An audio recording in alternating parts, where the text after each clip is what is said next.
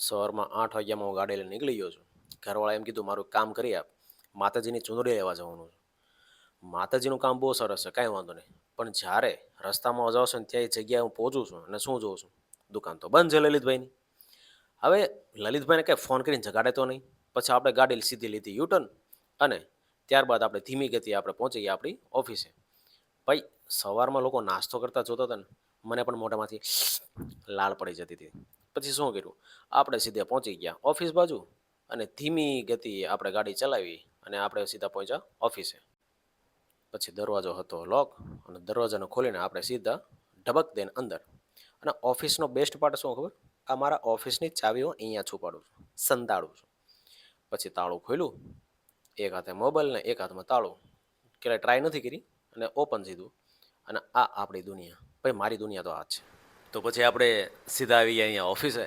અને ઓફિસનો best part મને સૌથી વધારે શું ગમે ખબર, અને એ પણ શિયાળામાં. અત્યારે તો ઉનાળો છે એટલે વધારે પડતો તડકો છે. હું તમને એનો બેસ્ટ પાર્ટ બતાવું, વેઇટ. બેસ્ટ પાર્ટ છે, અરે આ નહીં, હું આની વાત કરું છું. બેસ્ટ પાર્ટ મતલબ હજી વાર છે.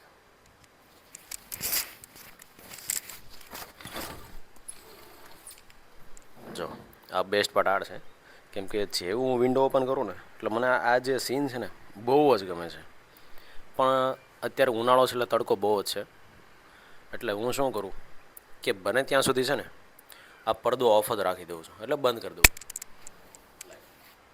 આ રીતે. એટલે તડકો પણ ના આવે ને હવા પણ થોડી અવર જવર થાય, રાઈટ. પછી માંડીને કામ સ્ટાર્ટ કરવા માટે થોડુંક હું રિલીફ લઉં છું. રિલીફ ઇન ધ સેન્સ કે ભાઈ એવા પોડકાસ્ટને એવા વિડીયો જો કે જે માઇન્ડને મોટિવેટ કરે. ઓફકોર્સ કે મોટિવેટ કરવા માટે તમારે કોઈની જરૂર નથી પડતી, એ તમારું ઇનબિલ્ટ વસ્તુ છે કે જ્યાં સુધી તમને અંદરથી એવું ન થાય કે મારે આજે આ કામ કરવું છે ત્યાં સુધી તમે કોઈ કામ નથી કરી શકવાના. પછી ભલે તમે ગમે એટલા મોટિવેશન વિડીયો જો, કોઈ ફરક નથી પડતો. એટલે મોટિવેશન તો શું હોય કે એકાદ બે કલાક તમને ખૂબ ચાર્જઅપ કરે, પછી તમારી એનર્જી આપોઆપ ડાઉન થઈ જાય છે. એટલે જ્યાં સુધી તમને અંદરથી ફીલ ન થાય કે મારે કોઈ પણ કામ નથી કરવું, ત્યાં સુધી પોસિબલ છે જ નહીં.